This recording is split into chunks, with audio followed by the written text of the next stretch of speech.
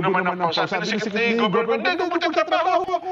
Hindi ako alis sa Kapitolyo. Ano, ba't ako sususpindihin? Sumagot naman ang Pangulong Bongbong Marcos, sabi niya, mukhang kinakailangan ni Governor Guen ng due process. Tignan na niya ang nangyari sa kanya. At alam mo ba, Nelson, nabuhayan si Governor Guen sapagkat naniniwala daw po ang Pangulong Bongbong Marcos na dapat bigyan ng due process. Matapos na po itong suspindihin ng Office of the Ombudsman.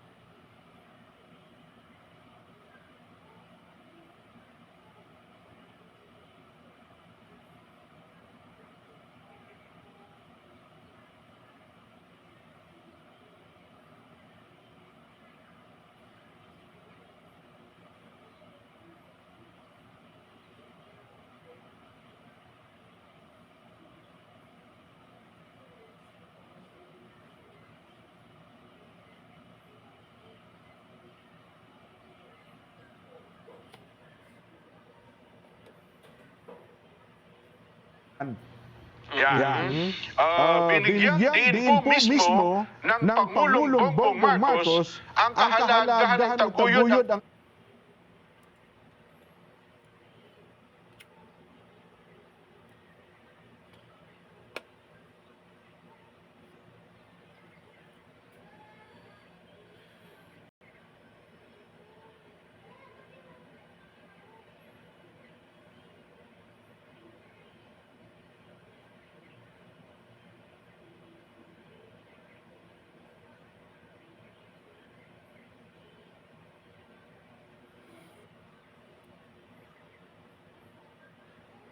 tuntunin ng batas at ang due process ng bansa, lalo ang suspension ay ginawa ilang linggo bago ang May 2025 elections. Diba? Napakalapit. May mantakin mo nga sinilbiro na ngayong linggo lang ata, diba? Yung inilabas na suspension order ng Ombudsman. At iginigit pa po ng Pangulong Bongbong, tayo na Nelson, ang pangunahing tagapagtanggol ni Governor Garcia ngayon, mismo ang Pangulo. Iginigit po ng Pangulong Bongbong na si Governor Garcia ay nagsilbi sa Cebu Province na may strength and consistency. Nakita mo, para mamutawi yan sa bibig ng Pangulo. Strength and consistency. Kaya, iginigit pa po niya, sabi niya, sa statement ng Pangulo, until all legal questions surrounding this suspension are resolved, she deserves to be treated fairly and with the respect owed to her office. Nelson? Ano sabi ng Ombudsman? Pwede ba yun? Yun na, iurong na Ombudsman. Sapagkat ang pangunang tagapagtanggol ni Governor Guen ang Pangulo. Ayaw ko lang kung sinabi ni Governor Martirez na, ni Ombudsman Martirez, naku, ang abogado pa ng Governor Guen ang Pangulo, sige, tanggalin yung suspension order. Sige, tanggalin sa pwesto. Mukhang wala naman gayon, sapagkat ayaw po sa Ombudsman.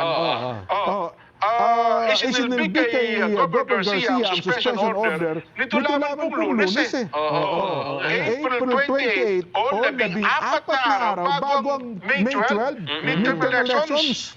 Si Garcia pala ngayon, Nelson, ay tumatakbo sa kanyang ikatlong termino bilang gobernador po ng Cebu. Last term. Yes! Naku po. At patay po, isa pala nagngangalang Moses del Parine. Binigyan naman ni Garcia ng special permit ang Shalom Construction Incorporated noon pong May 14, 2024 kahit wala daw po itong Environmental Compliance Certificate o yun pong Certificate of Non-Corporate CNC mula po sa DNR o walang study, consultation sa ibang ahensya ng gobyerno. Isa daw po ang Cebu, Nelson, huwag niyong kalimutan. Bakit mo nga naman, hindi mo nga naman masisisi ang Pangulo? Alam mo bakit? Sapagkat ang Cebu Province ay meron pong bilang ng mga rehistradong botante ng 3.4 milyon. Laki naman pala. Kaya pala dyan ibebenta yung bigas na 20 pesos. Oo nga pala, no? Diyan na roll out dapat. Tapos sususpindihin niyo yung gobernador, di ba? At naalala mo ang dating Pangulong Gloria Macapagal Arroyo sa pagtanaw niya ng malaking utang na loob sa Cebu. Diyan pa sa nanumpa. Ang dating Pangulong Gloria Macapagal Arroyo. Kasi para sa kanyang pantaya yun ang nagpanalo sa kanya noon. Yung boto ng Cebu. Hindi na sa posisyon ng buong probinsya ng Cebu. Akala ko si Garcia. Ay, iba naman yun. Iba naman sa kanya. So yun po ang binabanggit natin ngayon. So ngayon, ang tanong dito, paano ngayon ito titimbangin? Diba? Ng ombudsman sapagkat mismo yatang ang Pangulo, well, sabi nga natin, nagbibigay ng mga magandang pahayag para kay Governor. Tama ang tanong mo. Dahil sa sinabi ito, babawin pa ng ombudsman? At saka ang ombudsman, independent body yan. Yun nga. Hindi naman yan naka-under sa presidente. Hindi. Pagkamat presidente pumipili yan, talagang ombudsman. Institutional body yan. At saka ano yan, impeachable official. Pag ginawa mo dyan, baka, Yes. diba? Minomonitor nila yung tatlong sakay ng gobyerno. Totoo.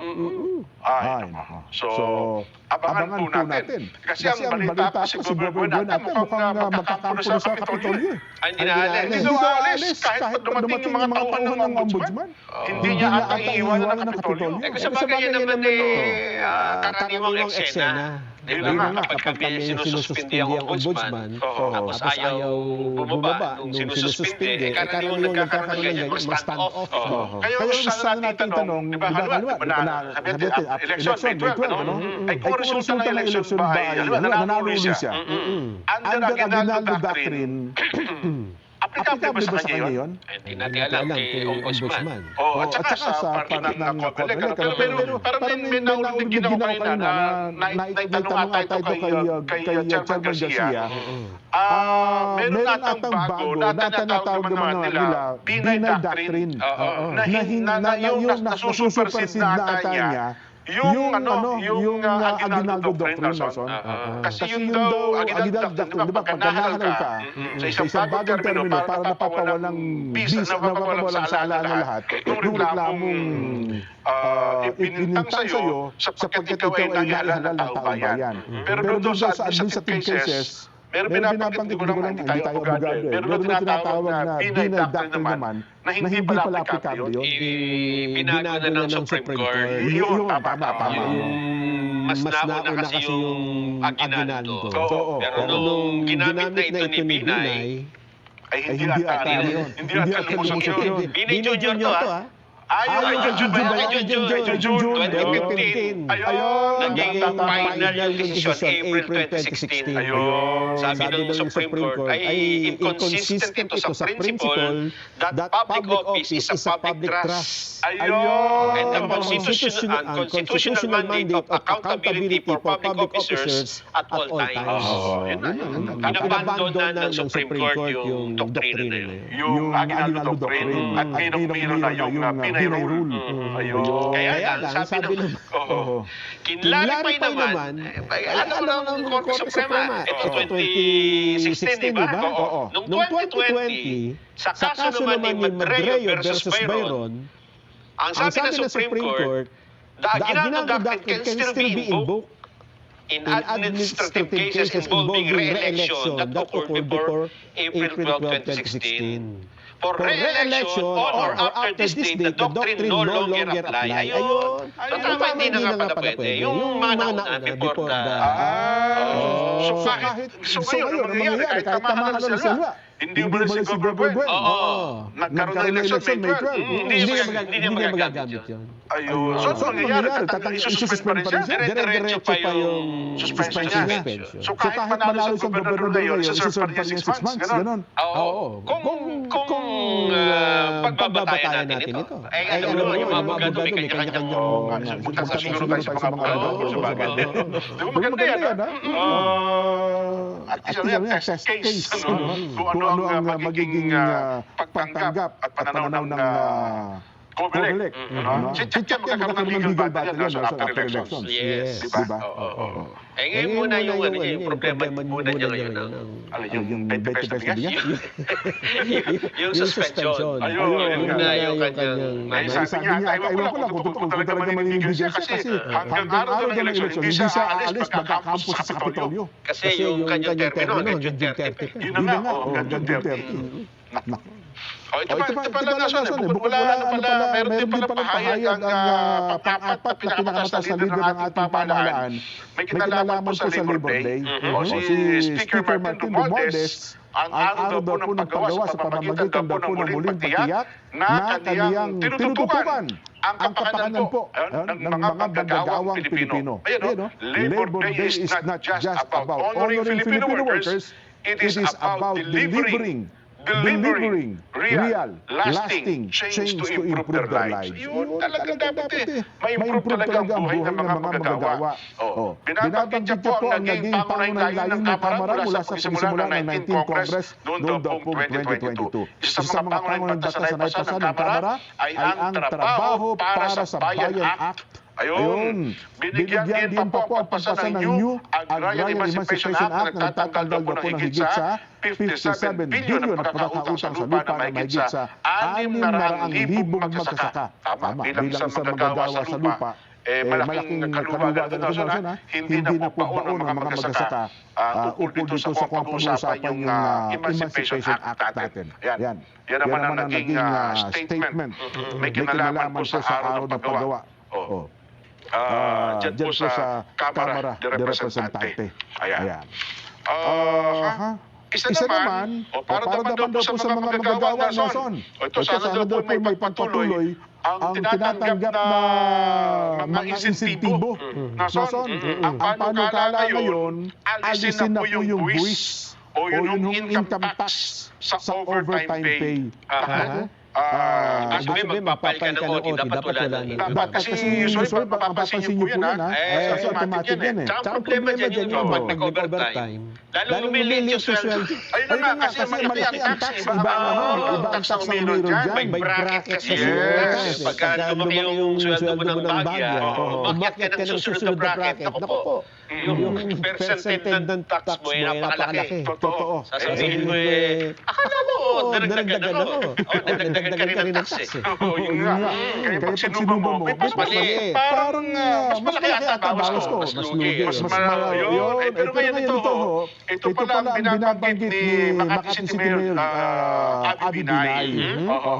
Ang kanyang layunin po isulong. Alisin na yung buwis o income tax sa overtime pay at mga bonus tulad po ng 13th-month pay. At nais din daw po niya magkaroon ng financial security ang mga magagawa sa gobyerno pati na raw po sa pribadong sektor kasama ang kanilang pamilya. Ayun, pag-amyenda daw po sa tax code para gawing non-taxable income ang overtime pay at mga bonus na matulungan ang mga magagawang makayanan ang tumataas na presyo ng mga bilihin at pang-araw-araw na gastusin. Pero dapat siguro mapumpit natin, kasi iba dyan, alam nila kung magkano makukuha kasama yung mga bonuses. Well, sana. Ako ito naman ay isang magiging batas. Sana magkatotoo. I like it. It's mine. The price is well not mine.